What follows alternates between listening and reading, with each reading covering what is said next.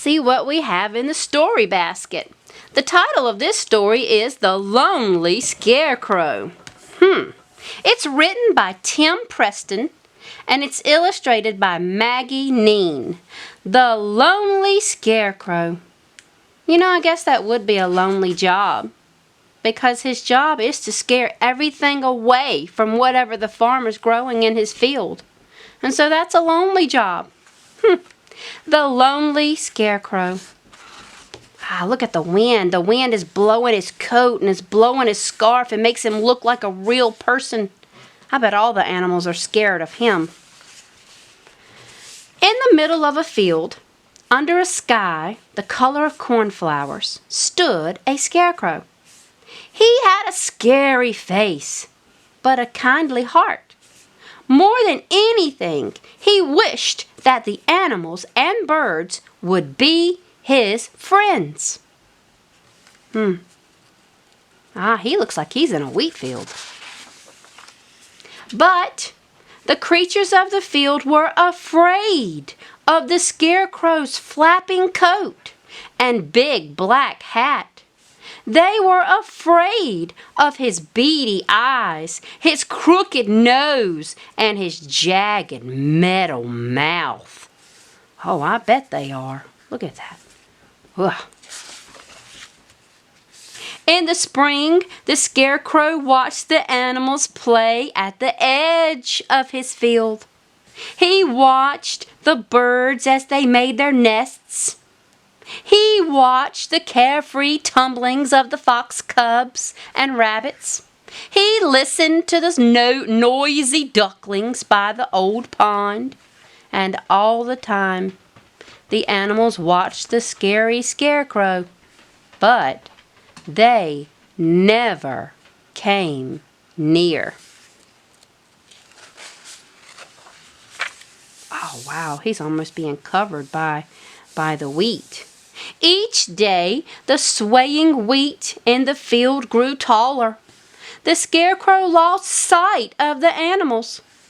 He lost even the happy song of the lark. That's a bird. Drowned out by the whisperings of the wheat.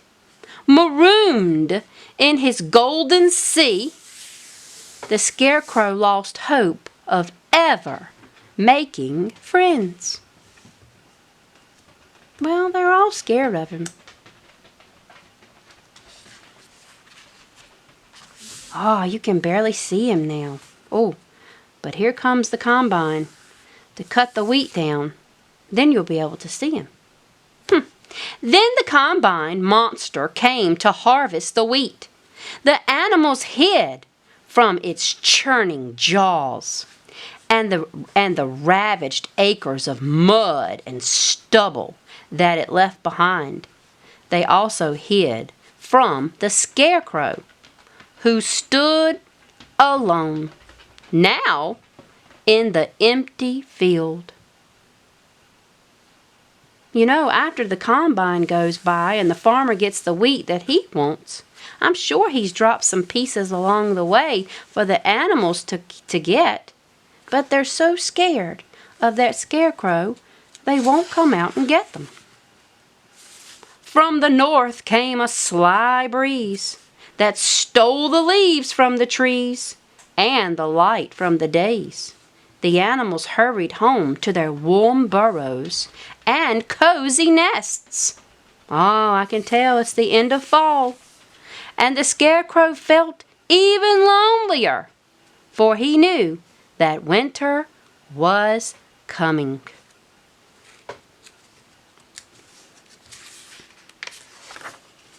Snow fell heavily one night and kept on falling.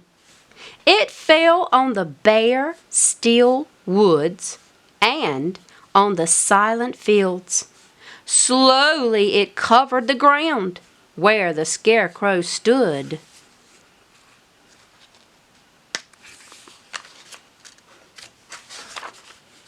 In the morning, wait a minute, where's the scarecrow? Oh, I thought that was a snowman. But that's the scarecrow. In the morning, the animals woke to a world that had changed. A thick blanket of snow covered the frozen pond.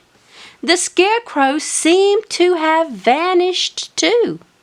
That means he disappeared. But did he? In his place stood a jolly snowman. Jolly means happy. A happy snowman stood where the scarecrows used to stand.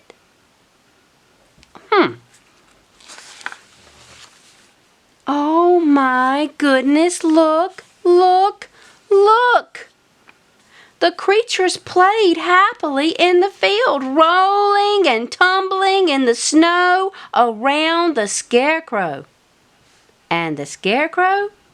Well, he was as cheerful and bright as the sunny winter day.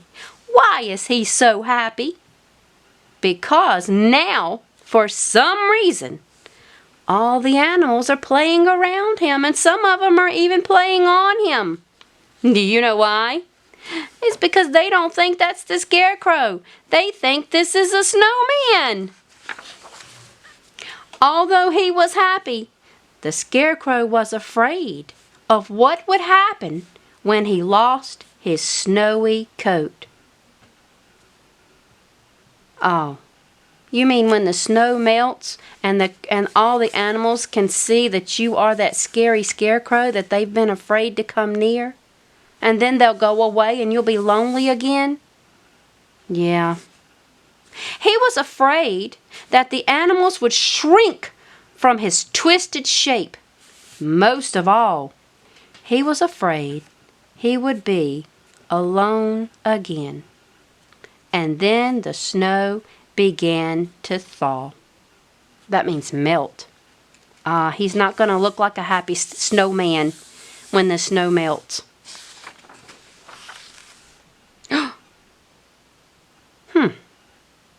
The snow slipped off the Scarecrow's shoulders and dripped from the brim of his hat. When the last patches of snow fell from his face, the animals looked up in wonder. Could this friendly snowman be the same scary creature they had feared for so long?